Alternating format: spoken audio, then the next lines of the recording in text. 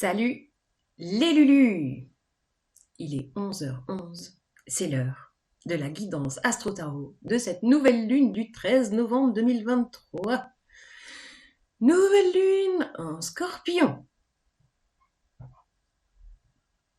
Alors, des réminiscences de mon enfance m'ont recontacté un vers de Pierre Corneille dans le Cid qui dit: ô rage, ô désespoir, ô vieillesse ennemie, n'ai-je donc tant vécu que pour cette infamie? Je me disais que c'était pas mal raccord avec ces énergies de Mars, Soleil, Lune en conjonction dans le signe du Scorpion.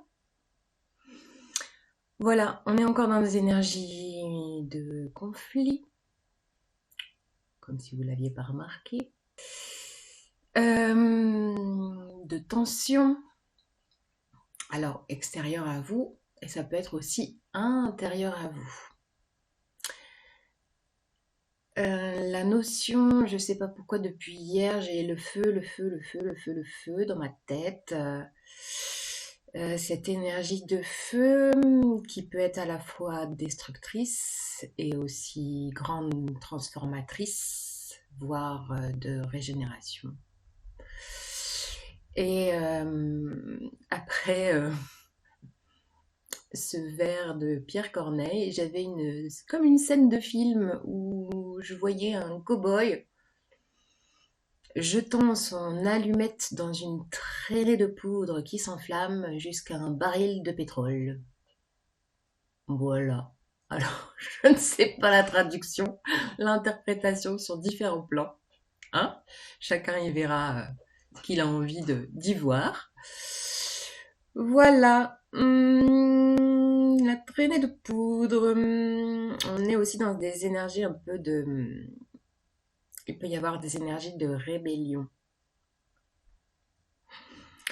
Et en face de ces énergies en Scorpion, nous avons Uranus en Taureau, donc opposé.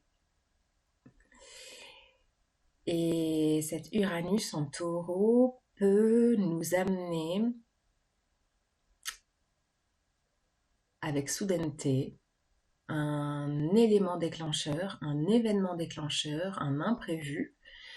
Alors cet événement peut se voir dans la matière autour de vous, vous concernant directement.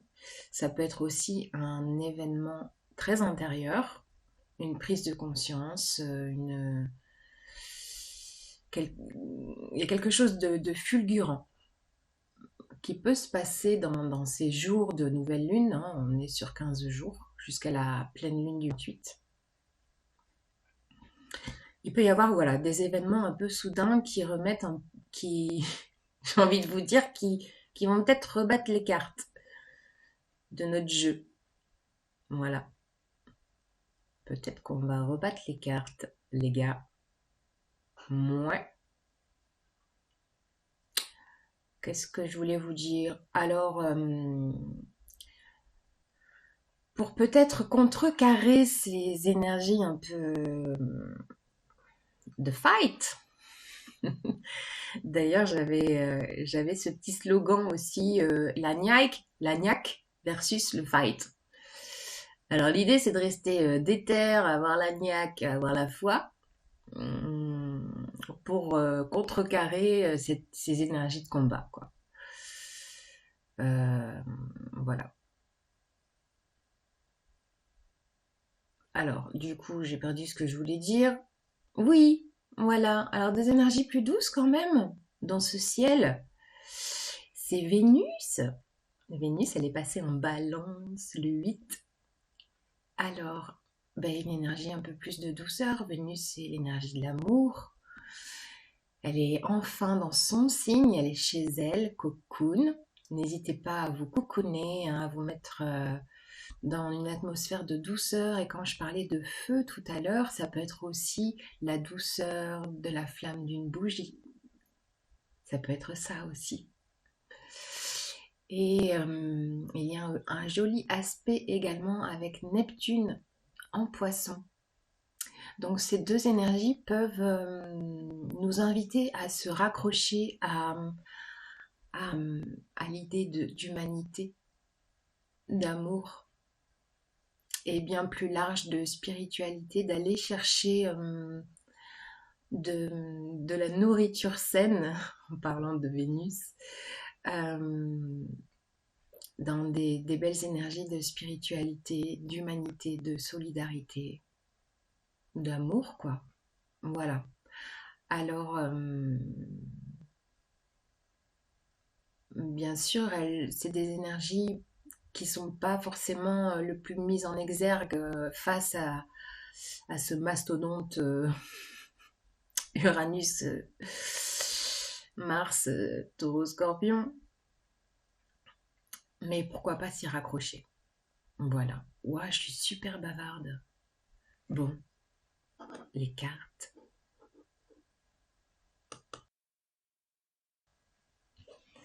La triade. Ah oui, j'ai les doigts bleus. Ouais, c'est assez fou. Voilà, l'escorie d'une soirée d'une soirée déguisée. Bah oui, parce qu'il faut aussi un petit peu s'amuser là-dedans, hein. Amusons-nous, amusons-nous, amusons-nous aussi. Voilà. Bon, j'ai les doigts bleus, mais ça va pas rester. Allez, la triade. Énergie de la triade pour cette nouvelle lune en Scorpion. Quel est le message?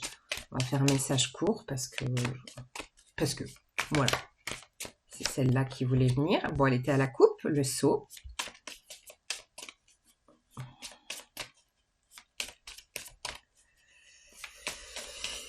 Alors.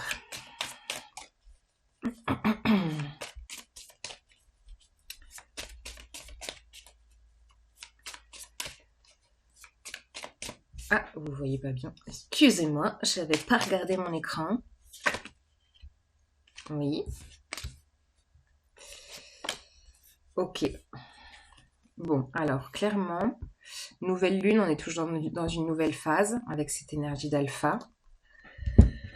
Oh bah dis donc, c'est beau quand même, hein, malgré tout. Malgré tout ce que je vous ai raconté. Mes cartes, elles sont sympas. Elles contrebalancent. Alors,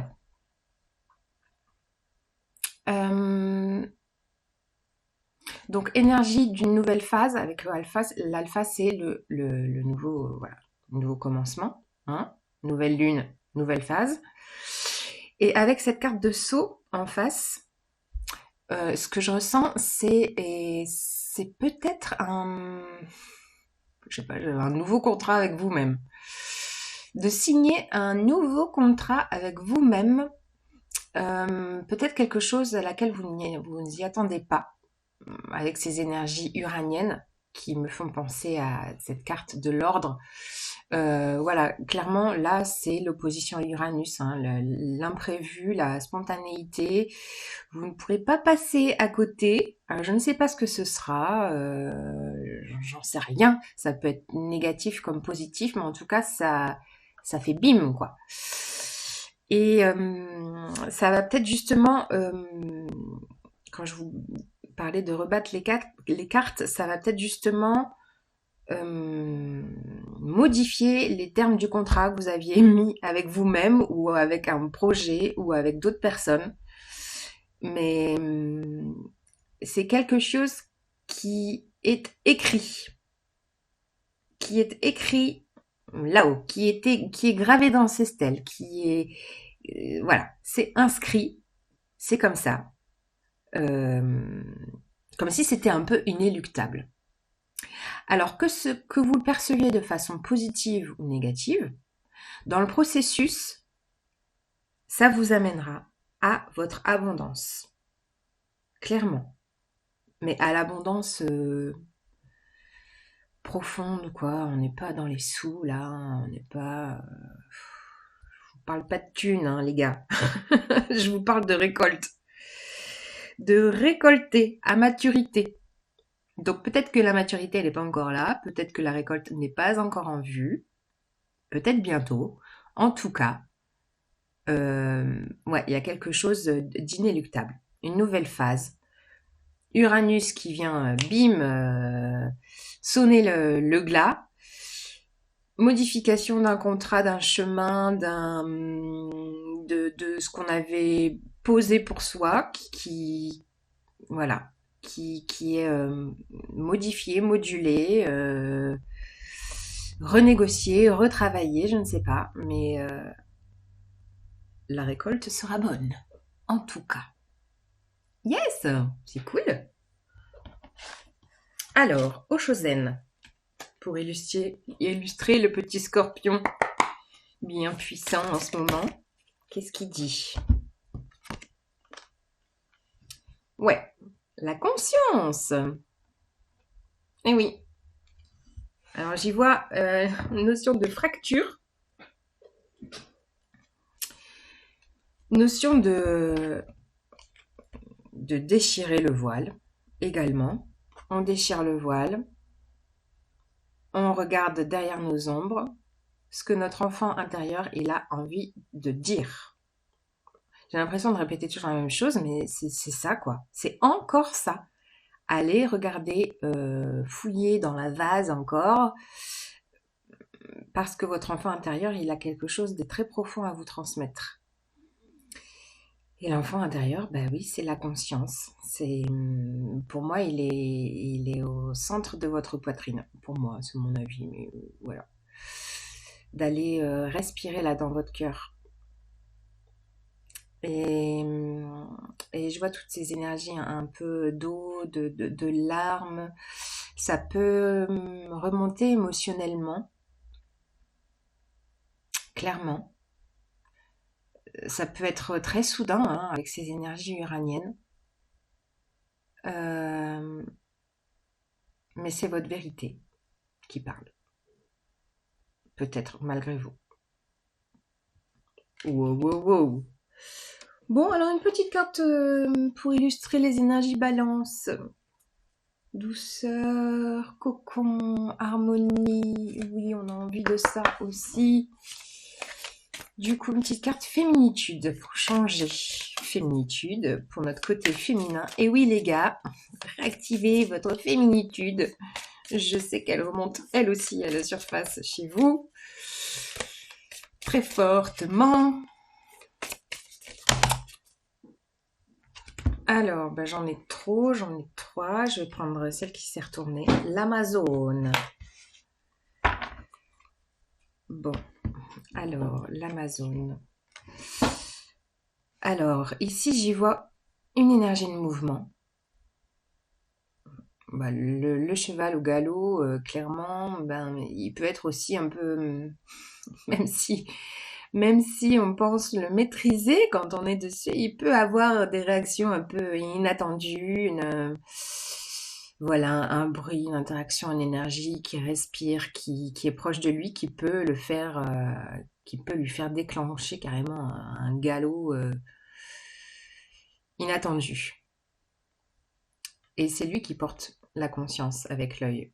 Ouverture du troisième œil, ouverture de votre intuition, ouverture de votre vrai regard derrière le voile. Ouais. Je vais vous lire le petit texte quand même parce que j'ai envie. On a 2 7 quand même. 7, 7. 7, on est dans une année 7. Hein. Voilà, très lié à la spiritualité. Alors, l'Amazone, juste un petit peu de lecture pour changer. Ça vous dit? Alors, je vais la mettre là. Voilà. Ah non, mais vous n'allez pas me croire. Les mots-clés, feu, passion, aventure, idéal. L'énergie de l'Amazone est venue réveiller les eaux dormantes de votre féminin qui dort depuis des siècles. Les 2 puissants chevaux cachés dans le clair-obscur de cette carte ont choisi de vous sortir de votre esclavage intérieur pour que vous puissiez enfin naître à vous-même. Regardez attentivement cette femme Amazone qui s'approche du cheval le plus lumineux. Elle vous invite à écouter vos qualités solaires pour vous élancer dans l'action. Décidez une fois pour toutes de réveiller votre feu intérieur et j'y crois pas. Et allumez la bougie du milieu qui tend à équilibrer vos forces réceptives et actives. Dansez toutes vos qualités et prenez soin d'allier douceur et détermination, c'est incroyable, dans vos élans créatifs. Je vous parlais de douceur, je vous parlais de niaque, je vous parlais de bougie. Voilà, tout est dit. Belle nouvelle lune. Salut les Lulus.